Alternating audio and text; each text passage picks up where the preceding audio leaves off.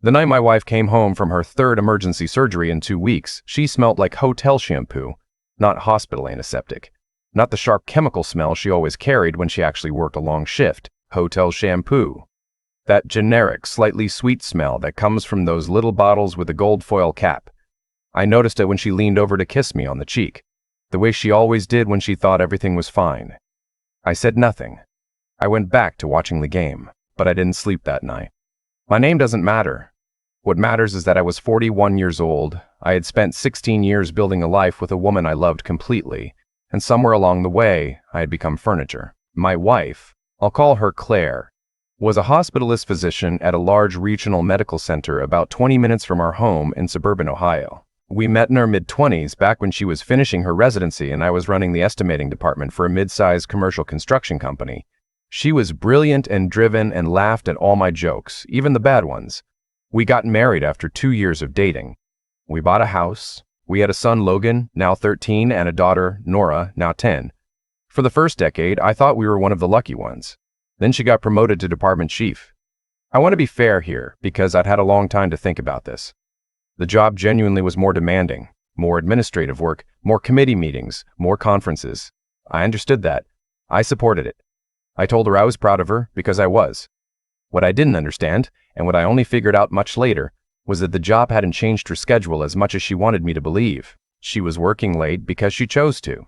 She was traveling to conferences because she wanted to, and she wasn't always alone. His name was Dr. Philip Stanton. He was 45, divorced, chief of cardiology, and according to the hospital's website, a pioneering figure in minimally invasive cardiac procedures. According to my wife, he was her mentor and closest professional colleague. According to what I eventually found, he was considerably more than that. But I'm getting ahead of myself. The first year after her promotion, I told myself I was imagining things. She was tired more often. She was distracted at dinner. She stopped asking about my day, not abruptly, just gradually, the way a radio station fades when you drive out of range. There was a Christmas party that year at the hospital, one of those formal affairs in a hotel ballroom, open bar, everyone in their best clothes.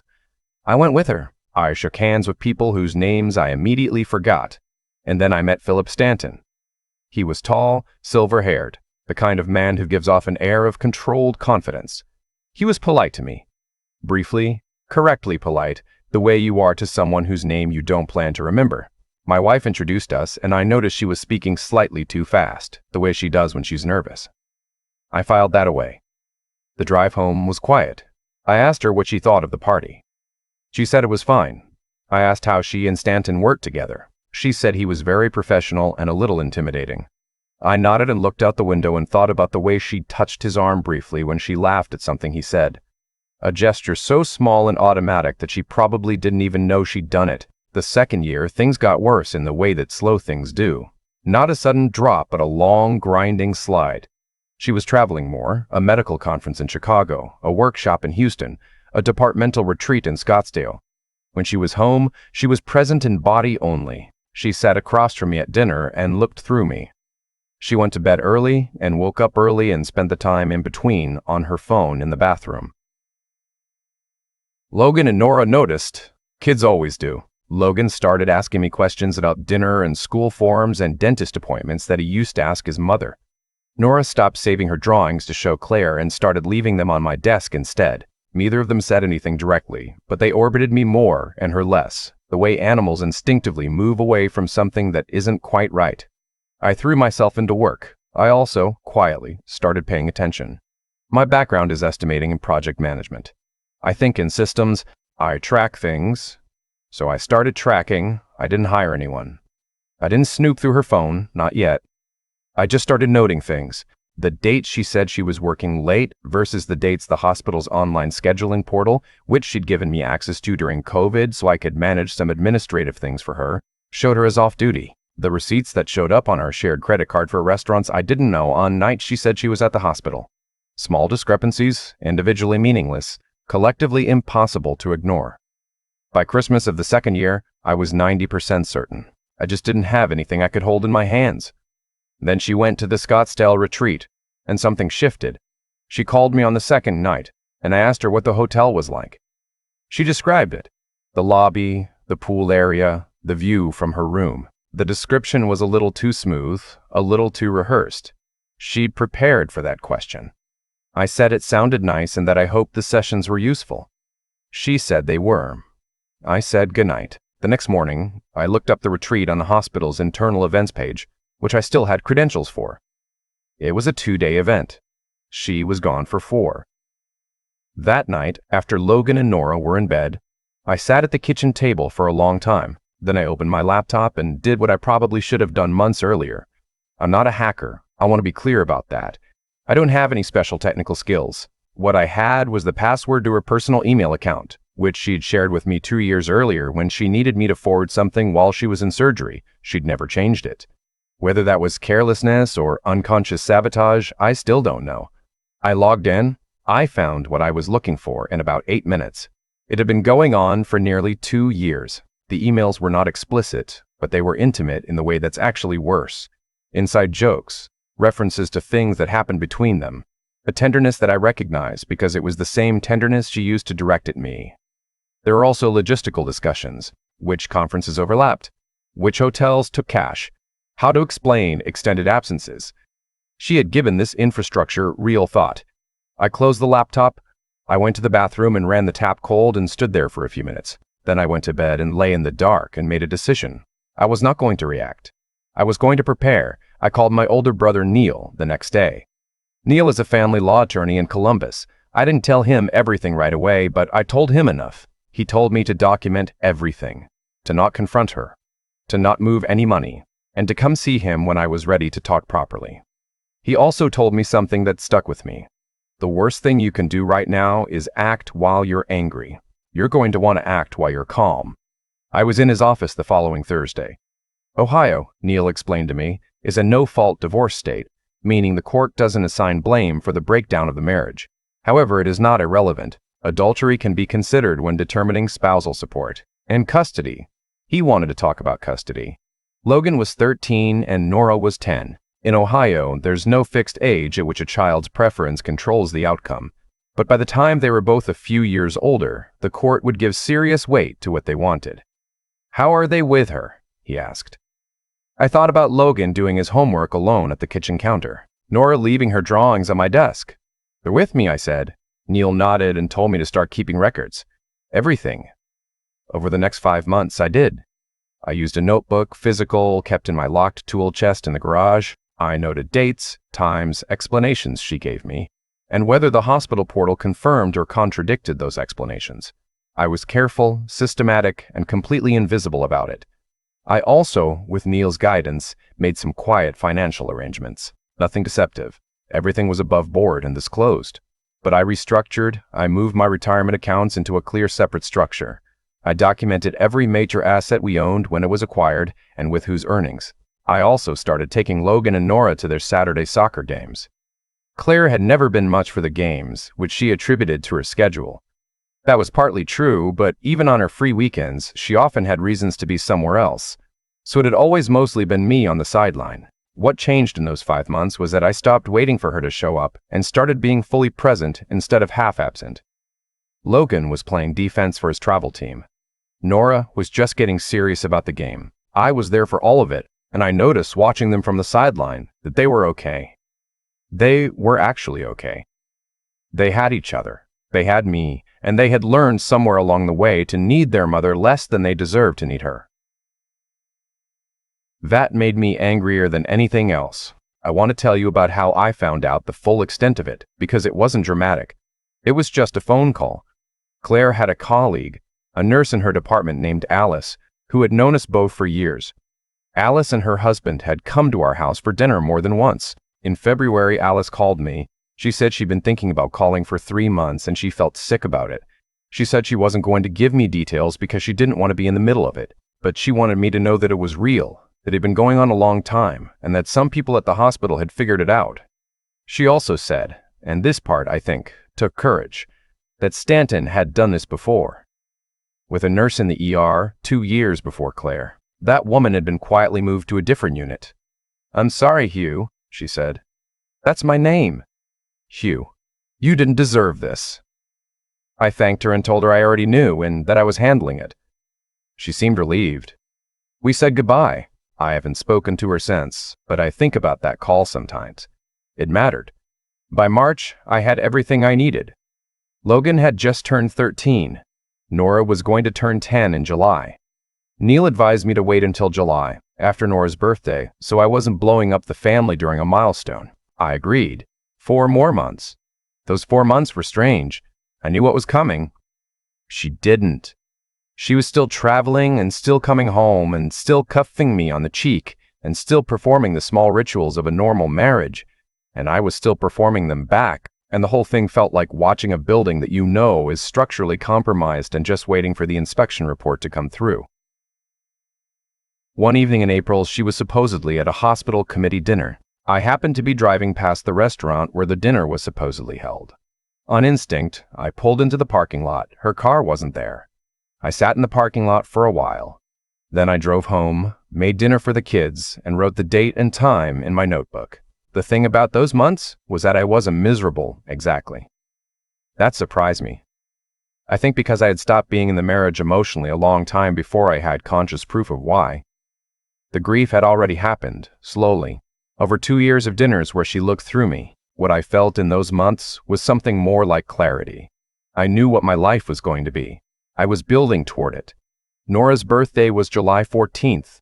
We had a small party. Her 5 best friends, Neil and his wife, our neighbors. Claire was there, and to her credit, she was fully present for it. I watched her with Nora that day, and it was the most present I'd seen her be with the kids in 2 years. I don't know if some part of her sensed something was coming. Maybe she was just having a good day. 2 weeks later, Claire left for what she described as a 5-day cardiology conference in San Diego. I had checked the conference. It was real. It was 3 days, not 5. And Philip Stanton was also registered as an attendee. I didn't say any of that. I helped her carry her bag to the car. I told her to have a good trip. She kissed me on the cheek. 2 days into the conference, Stanton's wife called our house. This was not something I had planned for or expected, and I want to be honest that my first reaction was complicated. I didn't want her drawn into this. I didn't want the situation to become a scene, but she had already figured things out on her own, through her own version of the slow-motion discovery that I'd been through, and she was not calling to cause chaos. She was calling because she wanted to talk to another person who understood. Her name was Margaret. She was calm and precise on the phone. She said she'd suspected for over a year. She said she'd recently found enough to confirm it. She asked if I was aware. I told her yes. I told her I had been preparing. She said she had an attorney. I gave her Neil's number. We spoke for about 40 minutes. By the end of the call, I felt something I hadn't expected. I felt less alone. Not because misery likes company, but because there was something clarifying about talking to someone who had been through exactly the same fog and come out the other side still standing. Claire came home from San Diego on a Tuesday afternoon. I had taken the day off work. Logan and Nora were at my brother's house for the night. I told them I needed to have an important conversation with their mom, and they were old enough to understand what that meant without me spelling it out. Logan just nodded. Nora hugged me and said, "It's okay, Dad. She's 10 years old." I was sitting at the kitchen table when Claire walked in. I had 2 glasses and a bottle of the good wine on the table. The bottle we brought back from a trip to Napa 7 years ago and always said we were saving for something. I figured this qualified. She stopped in the doorway when she saw me. She knew immediately. I could see it in the way she went still. "Sit down," I said. "Have a glass of wine with me." She sat. She did not touch the wine. "I want to talk about something," I said, "and I need you to just listen first." I talked for about 10 minutes. I didn't yell. I didn't call her names. I told her what I knew, when I'd known it, and what I'd done in the time since. I told her about Neil. I told her about the financial documentation. I told her that I had already filed for legal separation 3 weeks earlier, and that she would find paperwork in the folder on the counter. I told her that Logan and Nora had been asked, separately and with Neil present, who they wanted to live with, and that they had both chosen me without hesitation. The expression on her face went through several stages. Guilt, fear, then something that looked almost like relief, which I hadn't expected. "You've known," she said. Not a question. "Since last fall," I said. "The hotel shampoo." That was the first night I was certain. She put her face in her hands. "I'm not here to fight," I said. "I'm not going to call you names, and I'm not going to tell your parents, and I'm not going to make this ugly if you don't make it ugly. I want us to get through this cleanly for the kids." She looked up. Her eyes were wet. "Why didn't you say something?" "Because I had two choices," I said. "I could blow everything up the moment I found out in the middle of the night while I was furious and create a crisis that the kids would absorb for years. Or I could take my time, do it right, and make sure that whatever came after this was actually better than what we have now." I paused. I chose to do it right. She didn't have much to say after that. There wasn't a dramatic scene. She asked if she could call her sister. I said of course. She went upstairs and I sat at the kitchen table and finished my glass of wine and then called Neil to tell him it was done. Now, I want to be honest about what happened next, because some of it isn't pretty and some of it I'm not proud of. In the weeks that followed, Stanton did what men like that do. He retreated. When Margaret confronted him and made clear she was filing for divorce, he became very concerned about his reputation and his position at the hospital, and he very quickly became much too busy to be available to Claire. She called me once, in early August, crying, to tell me that he had transferred her to a different department under the pretense of restructuring, and had stopped returning her personal calls. She was devastated. I did not feel sorry for her.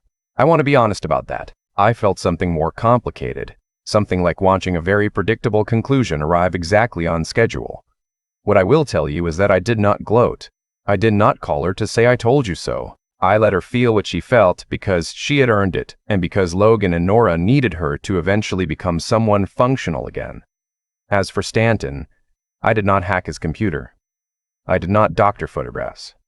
What I did was something a good deal more straightforward. Alice, the nurse who had called me back in February, was not the only person at that hospital who knew things about Philip Stanton. I spent about 2 weeks making quiet inquiries, through people I trusted and a couple I didn't, and I assembled a clear picture of a pattern that predated Claire by at least a decade. Junior colleagues. Residents. A nurse practitioner who had left the hospital system entirely rather than continue working near him. I wrote a detailed, factual, documented letter. I sent it to the hospital's ethics board, to the state medical board, and to the HR department of the hospital system. I included dates, names of people who had consented to be named, and a precise account of the professional dynamics involved. I signed my name. I didn't hide. I'm not going to tell you what happened to Stanton's career as a result of that letter, because I genuinely don't know the full extent of it, and I don't want to claim credit for more than I did. What I will tell you is that he is no longer chief of cardiology at that hospital, and that he accepted a position at a smaller facility 2 states away about a year later. Make of that what you will.